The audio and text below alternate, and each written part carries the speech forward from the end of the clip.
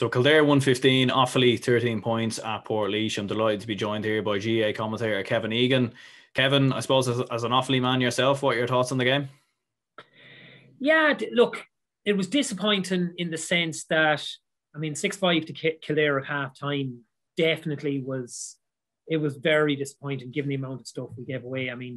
Or the amount of scores we didn't kick. Like, I would look at, okay, you had Anton's half-goal chance. He really needed to carry that on a bit further. We had an awful lot of wides that were kicked as well. We needed to be in a better position at that stage. There was no doubt that, look, at the best of times, whether Kildare are a Division 1 team or not, remains to be seen. We'll see that next year when they try and compete in that company again. But it's definitely fair to say they have Division 1 fitness and conditioning. That's absolutely fair to say. So we were always going to find it difficult towards the end. I think that the red and the black card were a little bit of a leveler decision that meant we got a second wave. I'd say if they didn't happen, things might have gone the other direction. But for me, the disappointment from the Offaly perspective was the first half. Like, to only have 5 points on the board for the amount of possession we had, for the amount of play we had. And we did turn that into chances. It wasn't that we were kind of, winning ball and going side to side with no end product. We created chances, we just didn't convert them. It's a pity, but that's football.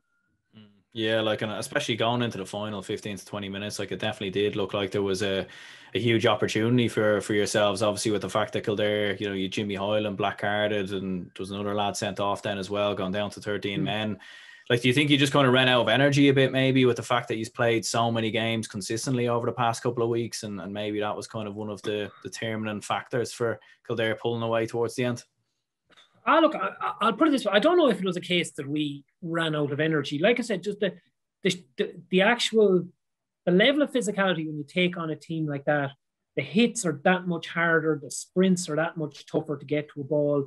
So yeah, there possibly was an element of it. We had to go to our bench early as well, which didn't help. Say Owen Rigney went off early in the game. Owen Rigney has been Offaly's best player in 2021. Now, it's not that we missed Owen in the sense that Johnny Maloney went back into full back. He did a very, very good job there. The problem was not in the full back line, but it was a substitution that probably would have been made later in the game that you would look at replacing one of the guys that maybe was flagging a little bit. Niall McNamee definitely would have been struggling for energy there at the end, but if you're in a situation where you need goals, you're going to leave Niall McNamee on the field. So, there was a little bit of that maybe if we were in a situation where we could have used our bench a little differently, then maybe things might have gone differently in that situation. But look, Kildare were always going to ask tougher questions than any of the teams we have played so far this year. And they did, and I think there was a lot to like about what we did today. I will say there isn't the fear factor playing Kildare. We've a terrible record against Kildare in terms of not winning games, but we've been very competitive and close in a lot of them, as opposed to some of our games against Ulster teams, the likes of the league final against Derry. We've had some terrible, terrible games against Ulster sides in league in particular in the last few years. So Kildare would have been seen as a little bit more attainable in that regard. But I certainly wouldn't argue that there was any injustice to it or anything like that. No, they deserve the win, definitely. I suppose looking at the game myself, obviously Cian Farrell in particular, hitting 8 points. I had him on my podcast actually earlier in the year. Looks like a top talent coming through Offaly at the moment. I'd imagine he's probably his emergence over the past year or so is one of the main positives to take away as an Offaly man. Oh, absolutely. Look, he's been coming for a good while. He has stood out down in IT Carlow playing football with them in last year's Offaly Senior Football Championship. He's in a strong senior club in Edenderry, and Edenderry's failing was not his. It was that by the end of it, he was carrying them. And that shouldn't be happening in a team with as much attacking talent as Edenderry have. So, this has been coming for a while. And in fairness to Cian himself, he has the right attitude. He has pushed himself on a little bit. He was a very, very talented underage footballer. But, in the context of other underage footballers that have come through in the last few years, you wouldn't say he was that standout. He looked good. But absolutely, no, he has pushed himself on to another level entirely. And he's the main man in that attack now. He has earned it, and if he keeps going the way he's going, he'll be something special altogether. How much more improvement is in him, I don't know. That's to say a matter for Keane's determination and the coaching around him. But he's a very, very good lad. There's no question of that. And I suppose, like, looking at Offaly in particular, like, I suppose in there, like, to summarise, I suppose the 2021 season for Offaly, like, obviously getting promoted to Division 2, obviously getting that victory over Louth, being very competitive in this game as well. Like, I suppose it's fair to say that with Shane Lowry obviously getting involved as well, and even the minors doing quite well there, getting to a Leinster final, like, it does seem like Offaly are certainly trending in the right direction anyways at the moment. Absolutely. Look, it's been completely different. Now, there's no question we possibly got a little bit of luck in that league campaign. If that was a normal Alliance Division 3 league campaign, we still would have had to play Cavan, we still would have had to play Longford, and we would have had to win at least one of those 2 games. We had played the other 5 teams, 4 wins and 1 defeat. Would we have done that? Possibly, but you wouldn't say it was a stone cold certainty. So we got a little bit of luck in that regard. Having said that, yeah, things have been going well. They've been managed quite well. Teams have been getting support. Now, a lot of those minor teams being successful, and I'm looking at the minor hurlers yesterday in Portlaoise as well, that wasn't the flick of a switch this year or last year. A lot of the groundwork for that was put in place a while back. Like, that was a minor hurling team that would have been quite competitive in your under 14, under 15 tournaments going up along the line. So they were good. They were a good side. It has been going in the right direction for a while, but there's no question that, and I don't say this as any criticism of what went before him, but since Michael Dignan has been appointed as chairman, there has been a huge sense of positivity. People have come on board, and obviously, when there's a little bit of a blaze like that, and Shane Lowry's involvement does throw petrol on it, because aside from his contribution in terms of both, in terms of, the financial contribution, but also in terms of what else he'll bring with him, he's a hero to people enough. Like, he's a hugely likable, identifiable guy that, he absolutely is one of the county, no question. And, a guy like that it absolutely, it's hugely encouraging for everyone to see him come on board and to see him do what another passionate supporter would love to be in a position to do. Shane was in a position to do it, and he jumped at the chance. And, we're all hugely proud of him. We all admire what he's done and what he's achieved. And to have him involved with Offaly GAA, of course, it's a massive positive. 100%, yeah, it's definitely going to be interesting to keep an eye on it, definitely over the next couple of years and so on. Like, and I suppose touching on Kildare, like, obviously getting the victory, onto a Leinster semi-final. The draw obviously hasn't happened yet. Would you give Kildare much hope? Obviously going up against the likes of Meath or Westmeath, they'd probably be fairly competitive and certainly maybe even be arguably favourites in those games. But where, like, obviously today when Wexford played Dublin, it was certainly very competitive compared to what people would have expected. So how would you think Kildare would maybe get on if they came across Dublin maybe in a semi-final or a final? Well, just you're probably been on the line the last while. The draw actually was done. Oh, it was done, was it? Yeah. So it's Dublin play Meath, Kildare play Westmeath. Oh, okay.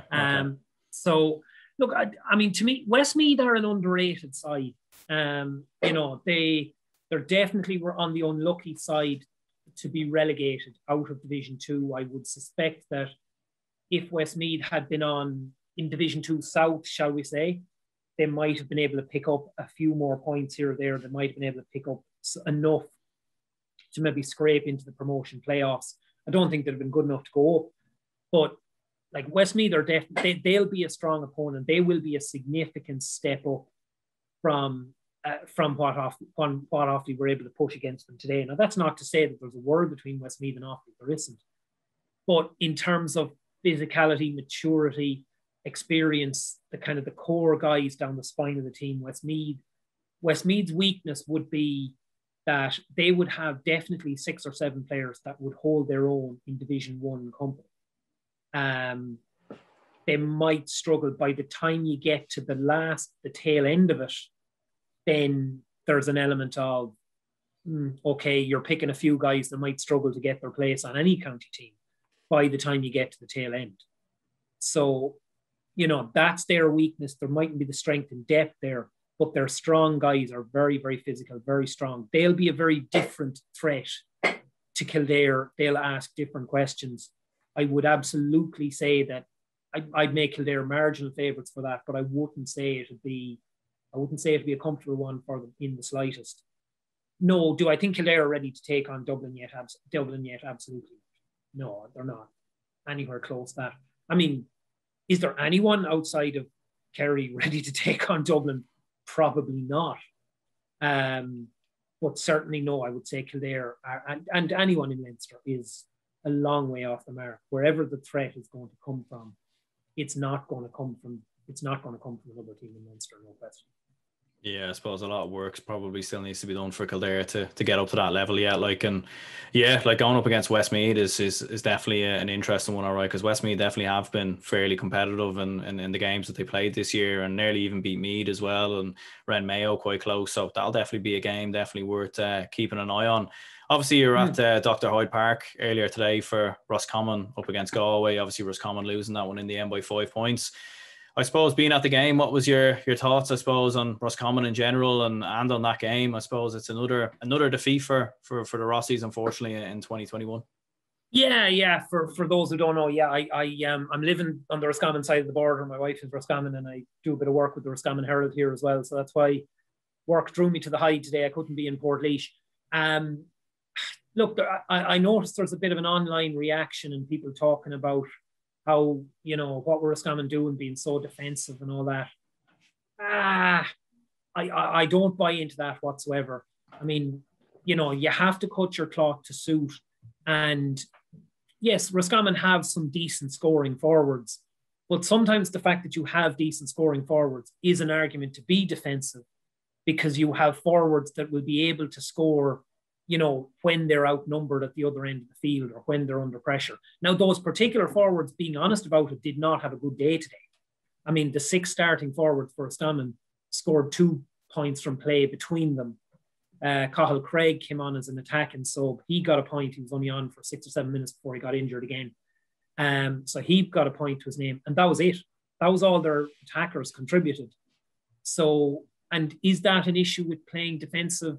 I don't think it is. I mean, this side, aside from the fact that every team now pulls, maybe they don't pull the full 15 back into their own half, but they pull 13 or 14. I mean, Dublin do the same thing, you know, and it's about trying to, now nobody would dream of calling Dublin defensive because they attack when they have the ball and they defend when they don't. So there's that side of it. Look, the weather came right for Roscommon in the sense that, you know, it turned it into a physical battle, which obviously they'd be very, very happy with. It would have been a younger Galway team.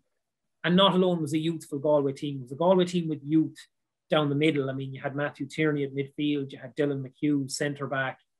You know, like these are young players in core central positions. But to be fair to those guys, they stood up. The crucial difference, Galway created goal chances and they were able to take 2 of them. Yeah, Roscommon will ask questions about their defensive play, particularly for the second one. But look, I thought Roscommon did what they could to make it competitive. Again, I don't think there was any injustice to the result. If I'm to be truthful, did I see anything from Galway that suggests to me that they'll turn over Mayo? No, absolutely not. I would be far more bullish on Mayo than I would have been before I saw today's game. I would have felt that Galway were weak in certain sectors too, and that will be a problem for them. They allowed Roscommon runners to come through the middle. Enda Smith in particular. Enda Smith has the world of talent. It hasn't always come through on the field in really, really big championship games. Today was immense. Now, he kicked 3 points from play. He made a couple of big high catches. He was constantly on the ball. He was constantly doing positive stuff with it.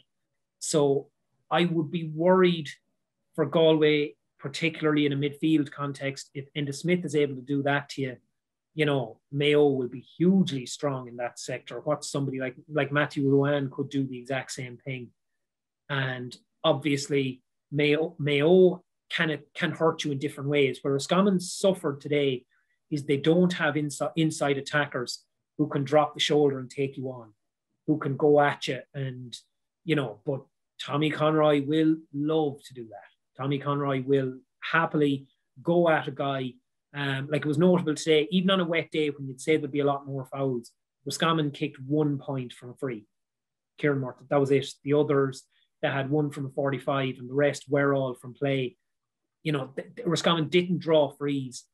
I would say in the long term, I would be a little bit worried for what Roscommon are going to have to do now in order to try and push on or get back up from Division 2. I don't think that'll come easy to them, particularly in a Division 2 where you're going to have, you know, Galway, Cork, a strong Clare side, a strong Meath side, stuff like that. That's not going to be an easy division to get out of.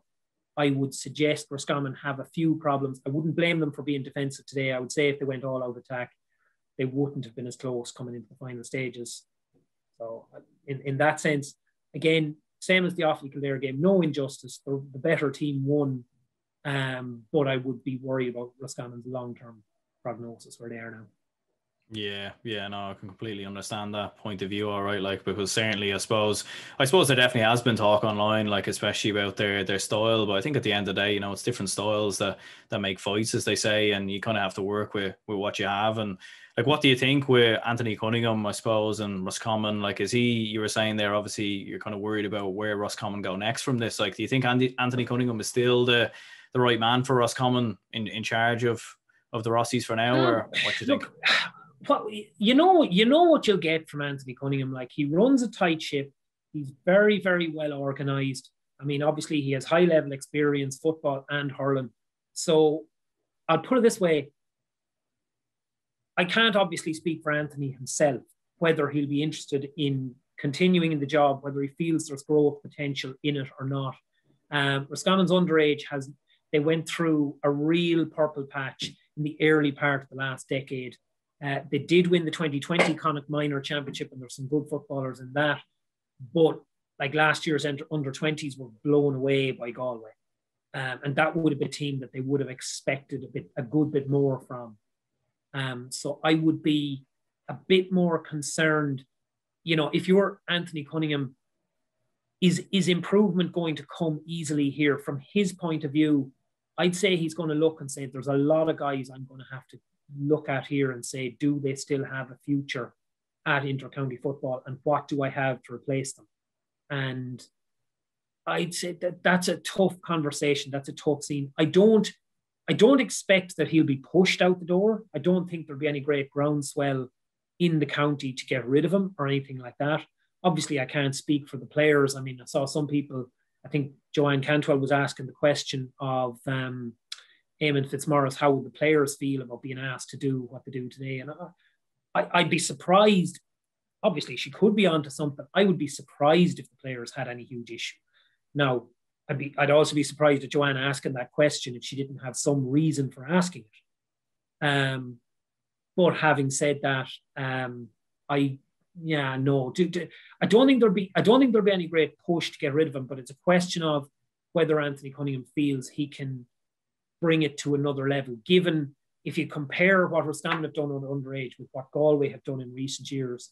And obviously Mayo are just consistently at a high level. Like, Roscommon have to be at their very, very best to even think about beating Mayo in a championship match. They did that a couple of years ago and did it very, very well. But, you know, it was a day when a lot went wrong for Mayo, and Roscommon got 2 goals and Mayo got none, and they won by a point. So how do you know, is it going to be appealing for Anthony Cunningham to say, I can get more out of this group, when I suspect it'll be, as I would put it, I suspect it could be pollarding rather than pruning the tree over the winter. I'd say there'll be a lot of guys, like there were a lot of fellas now today that just didn't make any huge impression on the game, either as starters or off the bench. And I'd say that's going to lead to some tough questions needing to be asked. Yeah, no, 100%. I think it's definitely one worth keeping an eye on over the next couple of months to see what happens anyways. But yeah, look, listen, cheers anyway, Kevin, for your time. Appreciate you jumping on to give your thoughts on both games, I suppose. No problem at all. Look, we've been long enough with nothing to talk about. Happy to talk football and hurling whenever I can.